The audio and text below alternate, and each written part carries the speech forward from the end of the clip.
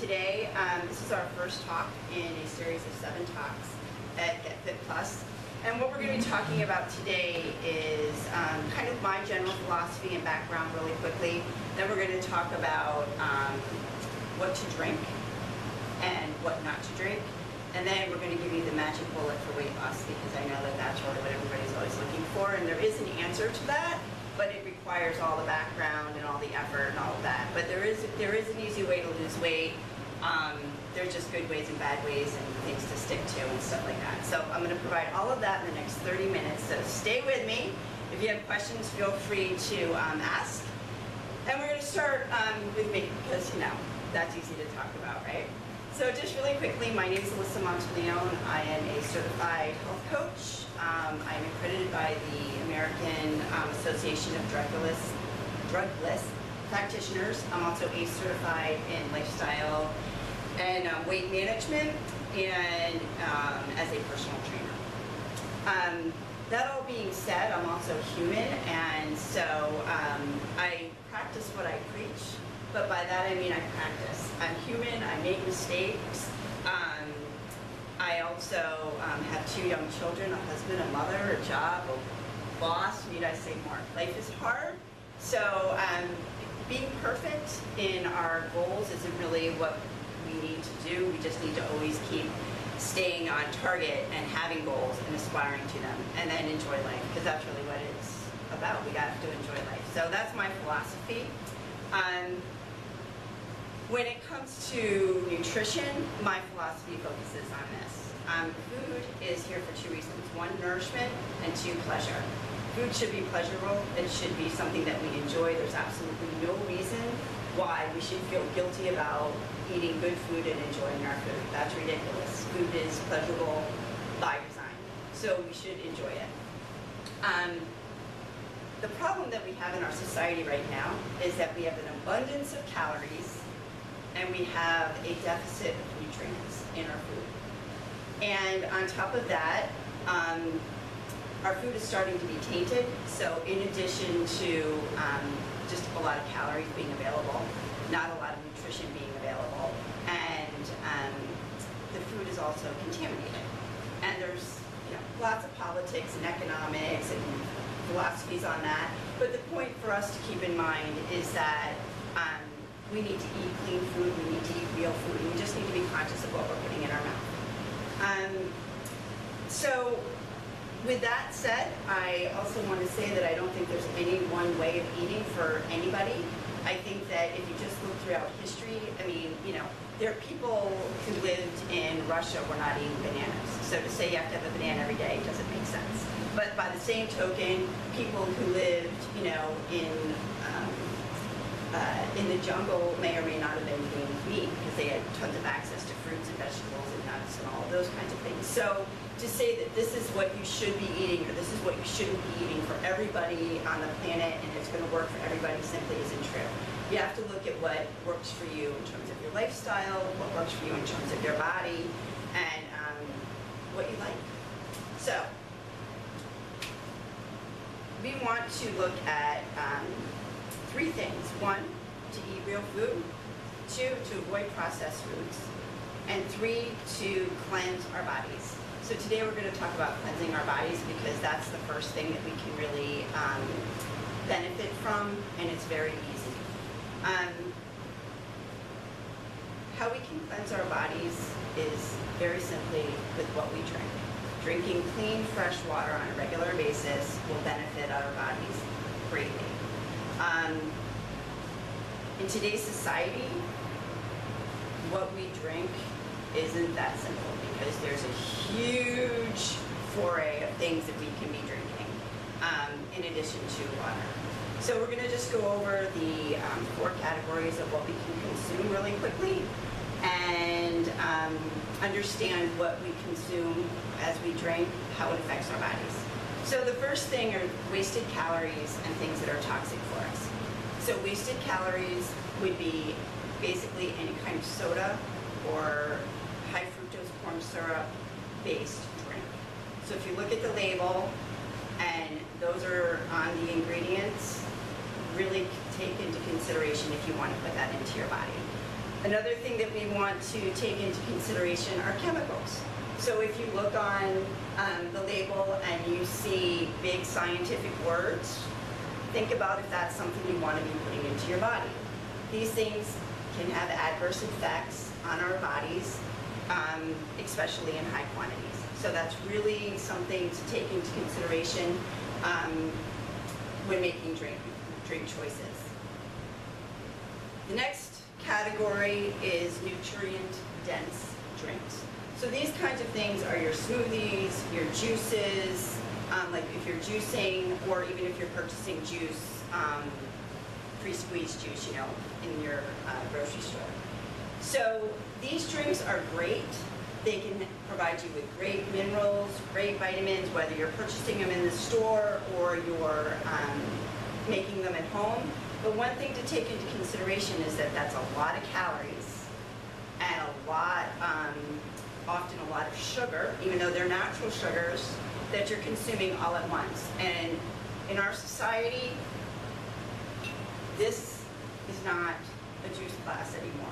We now drink these big things, a blender full or a gallon or whatever we're going to purchase, and we also guzzle it down.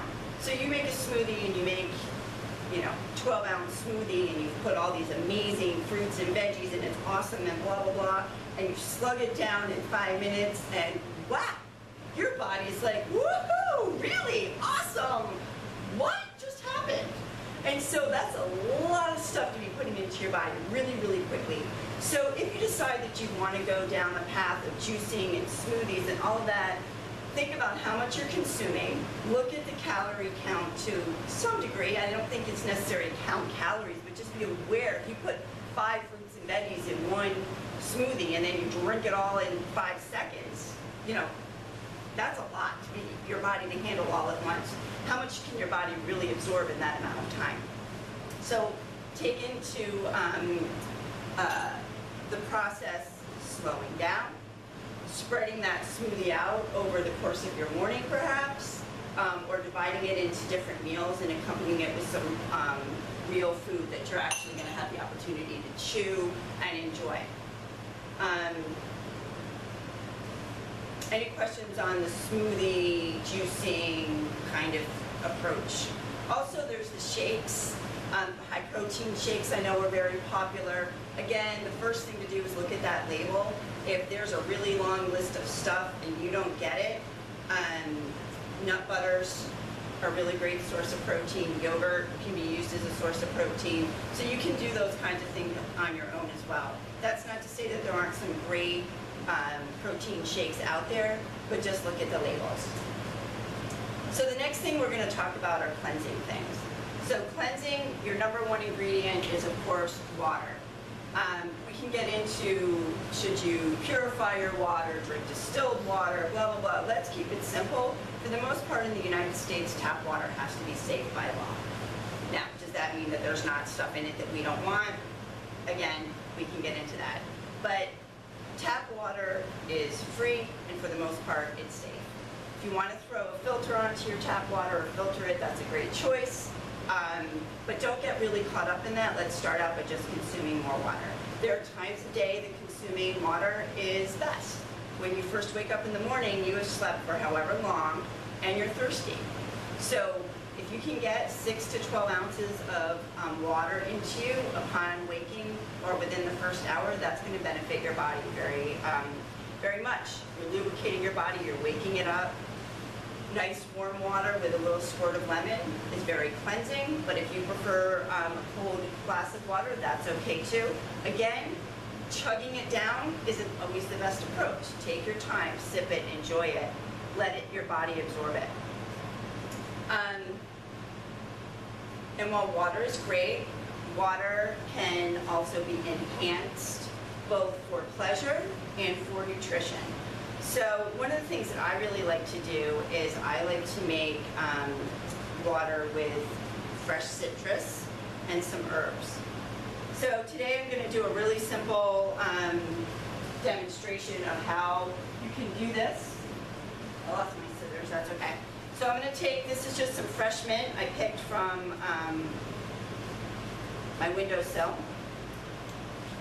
You can muddle this with a spoon. You can be professional and get a muddler. I'm pretty low maintenance, so I just really rip it up with my clean fingers. So don't worry, Jack, your finger. And how much you want is completely up to you. But the reason why I'm ripping it up is to create more surface area and to get the oils activated so that it actually will flavor the water. And then I'm going to put in a little lemon. If you have fresh squeezed lemon, that's great. If you want to buy bottled lemon, one thing to look at is that there's actually lemon in it. There are these little containers that are citric acid and another weird thing, and then a food dye. Or you can get ones that say lemon on it, and then that would be good, just lemon. So I'm going to squirt some lemon in there. You can also do lime if you prefer. And then I'm just going to pour some cool water into that.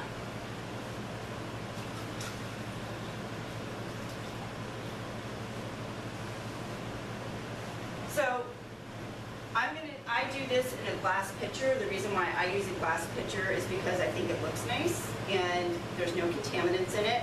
I also drink out of glass, and that's because I see that as a way of being respectful to myself and taking the time to drink out of something that isn't just throw away. You know, I have a nice glass and I enjoy it. I also use smaller glasses, and I know that there's the big goal of drinking more water, and so bigger glasses might seem like it's a good idea, but I drink this, and if it's not enough, I refill it, and if it is enough, then I'm done for now. So I listen to my body as to how much I should be consuming. And I think it also looks pretty. And so part of enjoying your food or your beverages is to have a presentation. This is going to appeal to my nose. It's minty, it's fresh. It appeals to my eyes. It looks nice. It's going to appeal to my palate because I know that it tastes good. And it's also going to quench my thirst, so it's going to nourish my body. So I'm going to give that to you. I know there's floaties. If that freaks you out, you can always put a lid on it that'll filter the floaties.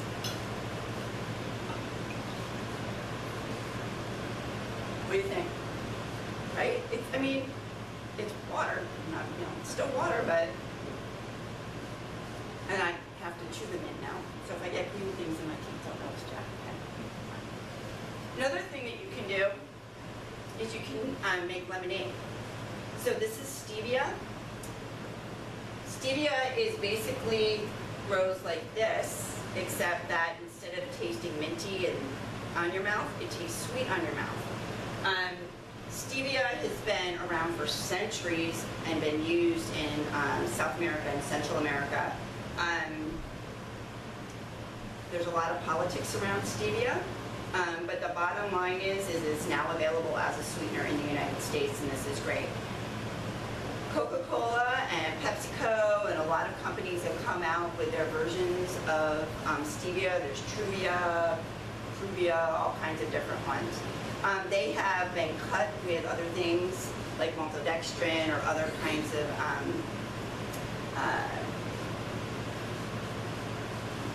things you cut things with, I don't know, other sweeteners. The main two reasons for that are, one, stevia is extremely sweet, so it would take such a tiny amount that they couldn't fill their little bags with anything. And it's very, very sweet, so they cut it with things that basically give more density to it.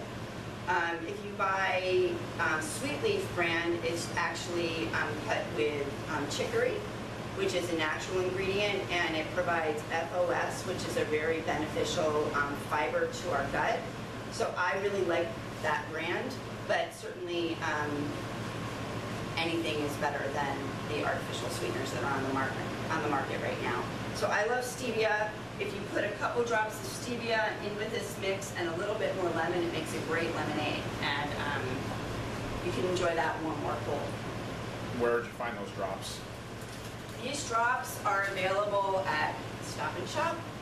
They're available in your natural food markets, your local food markets, and they come in many different forms. They also come in a powdered packet, but stevia is now available to mainstream. very easy to get. Just again, the purer the better. So I like the liquid. It is expensive, but this lasts 3 months because you use a couple drops. It's very, very sweet. This is a great substitute for sugar or for artificial sweeteners in your morning coffee or your morning tea, if that's something that you enjoy. And the benefits of stevia is that the science and the research behind it is that it does not affect your blood sugar levels at all. And they have not found any adverse effects at all with all the research that's been done over the course of the past 10 years to get it passed through the FDA, in addition to the hundreds and thousands of years that it's been used by native cultures. So now I have that mint leaf that I chewed is in my throat. So give me 1 second. Okay. So then, 2 more things to talk about. One are beverages for pleasure. So this is probably, I'm going to have the 2 that I use on a regular basis, and then if anybody has any other ones they want to ask about, we can talk about those as well. But coffee and alcohol. So coffee or any caffeinated beverage, the jury is out on if the benefits and the drawbacks of caffeine and then also is coffee, or also and coffee. So caffeine isolated can be challenging on your body.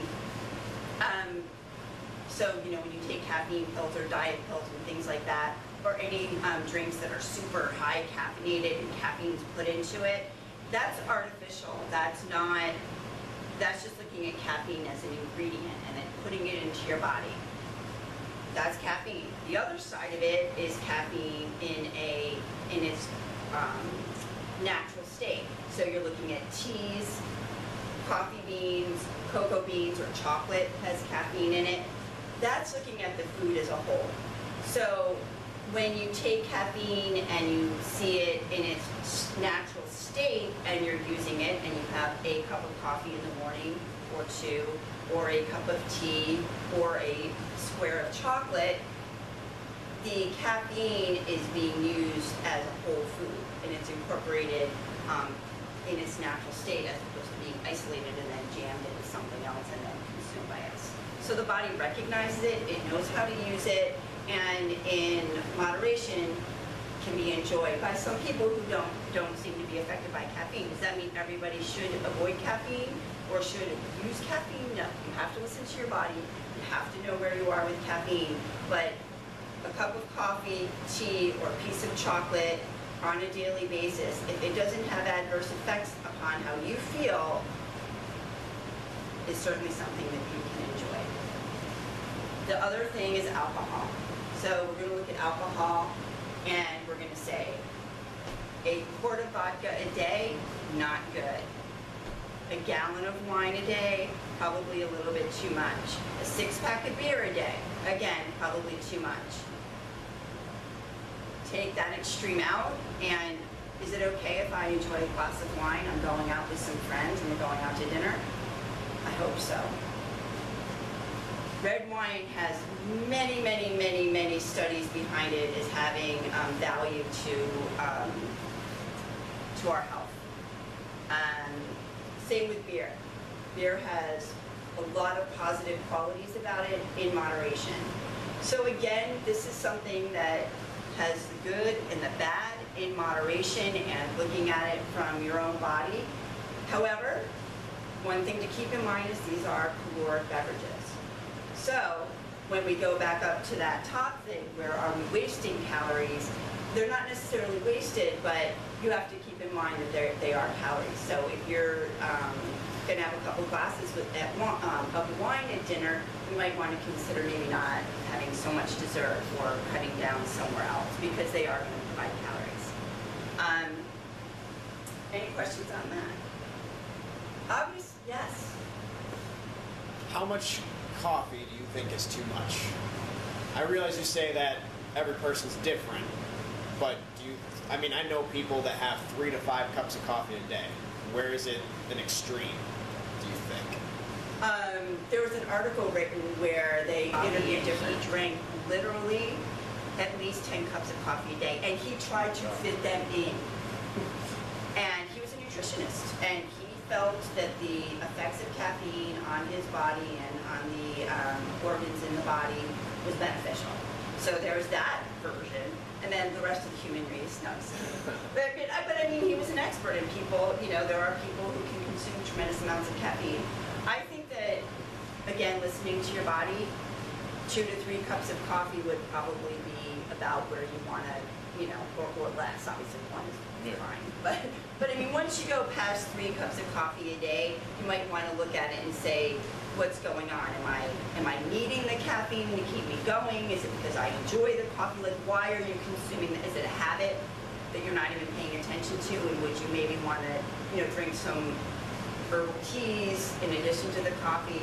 So I would say 3 cups of coffee is a breaking point where you want to just look and see, why am I drinking this much coffee? And for some people, it's not a problem. My grandmother would have an upset stomach and drink a cup of coffee at 10 o'clock at night and go straight to sleep and live her belly feeling better. And she lived to be 97 years old, healthy. So, she also had a glass of scotch every night and a bowl of ice cream. What can I tell you? And obviously having a cup of coffee black is probably healthier than having a cup of coffee with 5 packets of sugar and... Yes. So sweetener, adding sugar is definitely something, because that's another stimulant. So you've got caffeine as a stimulant, and then you're adding sugar as a stimulant. So now you're really stimulating your body. Plus, sugar. Creams and... Well, right. So when it comes to, I would use stevia if I was going to sweeten it. The other thing is, there is research showing that by putting some kind of a fat into your coffee, so cream or coconut milk is another choice that people can use. It actually can increase the benefits and decrease the drawbacks of coffee, really? Because coffee is acidic. So there is research that shows that. But again, what kind of fat are you putting into it and how much? So are you putting in, 1 tablespoon of cream or coconut milk, or are you drinking it so that it's so white that the coffee is just to flavor it? And then you're consuming a lot of fat and calories. And then also any kind of cremoras or any of the fake creams, that's going to fall off the charts as not real food. So something to really think about if you want to be putting that into your body, especially if you're starting your day off with that. So I drink coffee with cream in it. And I use 1 tablespoon of heavy cream, and it's a lot of fat. But I really, really enjoy it. I savor my coffee in the morning. I do not apologize for it, and I feel good. That works for me. I also like coconut milk, which I will use, and I don't use the creamers and the things with the labels that tell me that it's cream. I use coconut milk out of a can, and the ingredient is coconut milk. And I put some of that in my coffee, and I stir it around, and it's wonderful. It's really good. So those are my preferences and research that I've done to justify my habits. So. Anything else? All right, I'm going to promise you guys the magic bullet, so I'm going to give it to you really fast. We are running out of time, but here is the trick to weight loss. Cutting down your calories and expending more calories. How can you do that with food? Well, any of the diets that you look at for the short term will work if you do them. They will work to lose weight. Now, are you losing muscle mass? Maybe. Do you want a further conversation in that route? Are you losing water weight, but it's weight on the scale? Maybe. We can have that conversation. Are you losing weight that you're going to be able to maintain after a month? Maybe. So, as soon as you cut down calories, so when you look at a high protein diet where you're not eating, or a low carb diet where you're not eating any sugars, well, you're eliminating calories, right? I mean, you're eliminating food. If you go vegetarian, you're eliminating the food. So you have to figure out where you're going to get those calories in other places. Weight Watchers is a great example of just limiting calories across the board. But if you can eat marshmallows for 0 points, is that benefiting your body? Is that something that's going to provide you with that nutrition as well as the calories? So if you really want to focus on losing weight in the short term, if you eat a higher protein, lower carbohydrate, whole food diet, you can achieve your goals. But I think you have a responsibility to understand the quality of the food that you're putting into your body and how are you going to maintain that as a lifestyle, because you can't eat like that for the rest of your life. You'll be bored and you'll be tired and you'll be cranky and you'll have no friends. And you might look great and be skinny, but that's not living life. So that's it. Thank you so much for your time. If you have any other questions, I'm happy to stick around and answer those. I'll also be available via email. And I'll see you next session. So thank you very much.